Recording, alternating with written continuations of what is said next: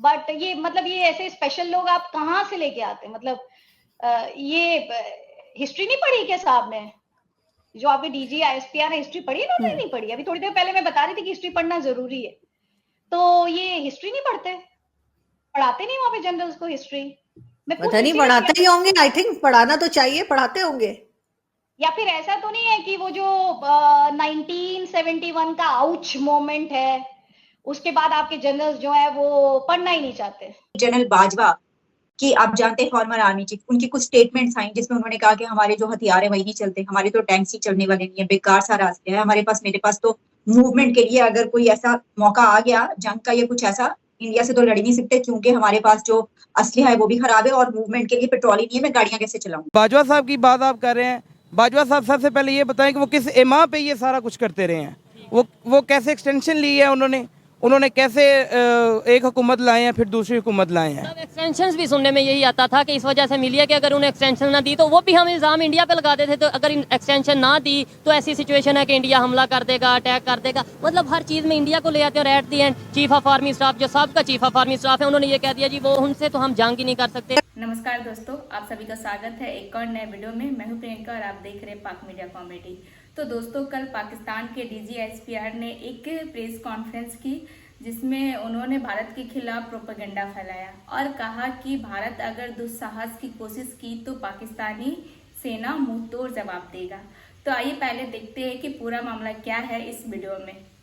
अगर हम बात करें डीजीआईएसपीआर की, जिनकी कल प्रेस कॉन्फ्रेंस आई है और उन्होंने ये कहा कि कश्मीर ना तो कभी अटूट अंग था ना होगा भारत का। उसके अलावा उन्होंने ये भी कहा कि जी हम घर तक जाके मार कर आएंगे अगर हमें जरूरत पड़ी, और इस किस्म की कई चीजें जो उन्होंने कल अपनी प्रेस कॉन्फ्रेंस में कही। अब वैसे तो उनकी आधी प्रेस कॉन्फ्रेंस सिर्फ ये थी जिसमें वो बता रहे थे कि जी पॉलिटिक्स में कोई लेना देना नहीं है, लेकिन बाकी आधी उन्होंने आई डोंट नो क्यों लेकिन इंडिया के ऊपर की थी। क्या कहेंगी आप?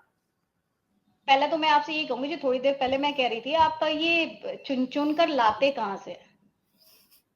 ये मतलब क्या ये खास मतलब क्या मतलब, I don't use the word breed, जानना ही नहीं चाहते? तो सबसे पहले तो मैं ये कहूंगी, आप जब इंटरव्यू करें उनका, and I am sure one day you would, तो आप उनको बोले कि मेरी एक इंडियन जर्नलिस्ट फ्रेंड है, नहीं तो आप मेरी बात करा दें उनसे कहें कि एक तो ऑफर है आपके लिए इंडिया से, वो मेरी जो फ्रेंड है वो कह रही है कि वो आपको हिस्ट्री लेसन देने के लिए तैयार, एकदम मुफ्त, और ऑनलाइन दे दूंगी, इंडिया भी नहीं आना है, तो वीजा भी नहीं लगना है, वो आप मुझसे ऑनलाइन क्लासेस ले ले, जैसे हम और आप बात कर रहे हैं, मैं ऐसे उनको ऑनलाइन फ्री, एक पैसा नहीं लूंगी।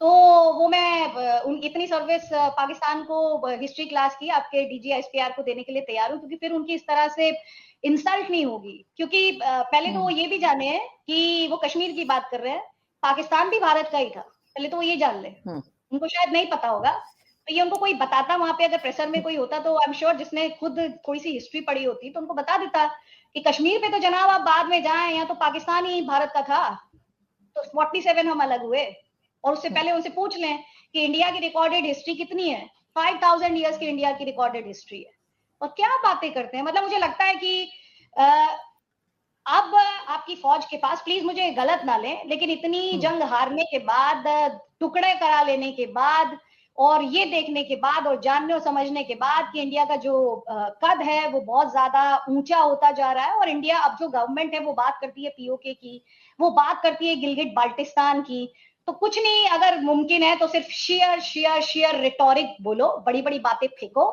और मुझे ये लगता है आरजू, आप मुझे दुरुस्त कर दें अगर मैं गलत कह रही हूँ, आपके यहाँ इकोनॉमी डाउन है। ठीक, अच्छा सर, अफगानिस्तान के हवाले से भी उन्होंने बात की है और जिस तरह इंडिया के हवाले से भी, तो इसमें एक ये है कि यहाँ तक उन्होंने ये कहा कि ये जो battle can be taken to other countries territories, तो यानी यहाँ तक, अब उसमें आप क्या समझते हैं, क्योंकि इससे पहले यानी डैमेजिंग परसेप्शन या इमेज, या उसको आप समझते हैं कि क्योंकि काफी इसमें एक अग्रेशन नजर आता है हमें प्रेशर में, इस बिना पर ऐसा किया गया, या दहशतगर्दी जो हो रही है उस बिना पर आप समझते हैं ऐसा किया? देखिए, दहशतगर्दी तो हो रही है और इनके काबू में नहीं है। सब जानते हैं कि ये तालिबान और अफगानिस्तान में एक्सट्रीमिज्म को पाकिस्तान ने बहुत स्पॉन्सर किया है और पाला है। अब वो लोग इनके गले पड़ गए हैं, सिंपल एज दैट। तो अग्रेसिव पोस्चर बनाना जो है, शायद पाकिस्तान में ये इंप्रेशन देने के लिए जो टिपिकल है पाकिस्तान का, कि पाकिस्तान के दुश्मन जो हैं पाकिस्तान को ख़त्म करने के लिए यानी निशाना बनाए बैठे हैं। बस ये एक कंटिन्यूअस इनकी जो है ना वो बातें हैं। व्हाट कैन वी से?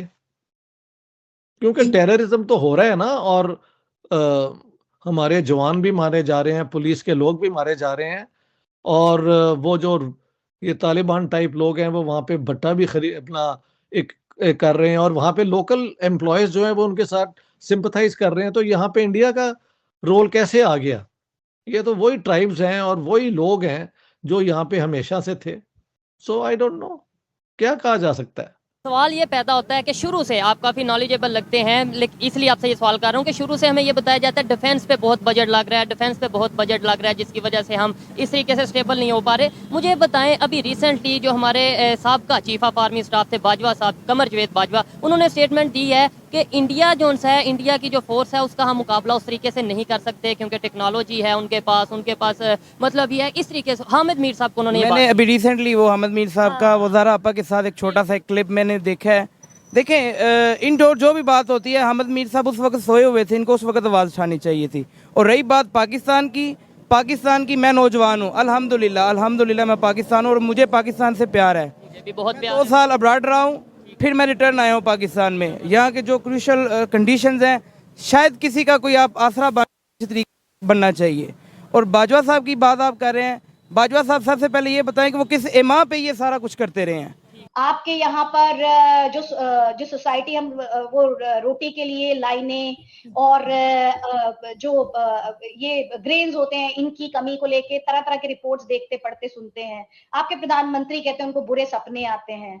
वो कहते हैं मैं तो जब फोन करता हूं तो मुझे लगता है कि सामने वाला यही सोचता है कि मैं तो बस अब कटोरा लेके पैसे मांगने पहुंचा हूं। तो जब ऐसे डीजी आईएसपीआर इस तरह की और ये मतलब रिटोरिक, और मैं इसको रिटोरिक भी नहीं कहूंगी, जो फालतू बातें करते हैं, तो सिर्फ ये लगता है कि वो अपने वजूद को, पाकिस्तानी फौज के वजूद को अपनी आवाम में कहीं जस्टिफाई कर रहे हैं। This is what I personally feel. लेकिन इनसे पहले जो हमारे आर्मी चीफ रह चुके हैं बाजवा साहब, उन्होंने तो कहा था कि हम चाहते हैं कि टर्म्स बेहतर हों और एक साइड पर 10 साल के लिए रख दिया जाए कश्मीर को। इसके अलावा भी रिसेंटली भी आई एम श्योर कि आप कुछ ना कुछ मीडिया को फॉलो करती होंगी पाकिस्तान के, हामिद मीर साहब जो जर्नलिस्ट हैं सीनियर, वो और नसीम ज़हरा, उनका एक क्लिप बड़ा चल रहा था कि जिसमें उन्होंने कहा कि जी बाजवा साहब ने कहा कि हम अभी जंग नहीं लड़ सकते, अभी हमारे पास फ्यूल नहीं है, सामान नहीं है, कुछ नहीं है। तो इस किस्म की बात उन्होंने की कि इसलिए हम जो है टर्म्स को बेहतर करना चाह रहे हैं। तो ये 2 तरह की बातें आपके ख्याल से क्यों चल रही हैं? एक तरफ कुछ और कहते हैं पहले के आर्मी चीफ के बारे में, और इस वक्त डीजीआईएसपीआर बिल्कुल ही अलग बात कर रहे हैं। मुझे ये बहुत ही मुझे नहीं लगता, देखें कि किसी भी कंट्री का जो बेसिक नेचर है आप वो बदल सकते हैं। I'm sorry, I'm talking about your country, but this is what I feel as an Indian, and that is what और वही इतिहास कहता है। अगर आप हिस्ट्री उठाकर देखें कि जब शांति की बात की जाती है, अमन चैन की बात की जाती है, तो मुझे याद है जिसके लिए प्राइम मिनिस्टर मोदी को बहुत गाली घर पर पड़ी थी। ये चले गए थे नवाज शरीफ के यहाँ पर, आपके प्राइम मिनिस्टर के यहाँ पर, उस समय के जो प्राइम मिनिस्टर थे। उसके बाद काफी क्रिटिसिज्म हमने देखा है। हर बार जब इस तरह की बातें होती हैं तो लोग कहते हैं कि आप क्यों चले गए थे, ये प्रधानमंत्री वहां पर क्यों गए थे। तो इंडिया ने तो अभी नहीं, वाजपेयी साहब के टाइम पे आरजू आप जानती हैं कि इंडिया ने कितनी कोशिशें की हैं। तो आज का आपको वीडियो कैसा लगा, अपनी राय कमेंट में जरूर दे। और पाकिस्तानी पत्रकार को हमारी भारतीय पत्रकार आदिति त्यागी ने मुंह तोड़ जवाब दिया, मतलब बहुत अच्छा जवाब दिया। और आपको ये वीडियो कैसा लगा जरूर अपनी राय कमेंट में दे। वीडियो अच्छा लगा तो लाइक कर दे, सब्सक्राइब कर दे और बाकी लोगों में भी शेयर करें ताकि उनका भी सपोर्ट बना रहे। तो फिर मिलते हैं आपसे ऐसे इंटरेस्टिंग वीडियो में। अपना ख्याल रखें। जय हिंद, जय भारत।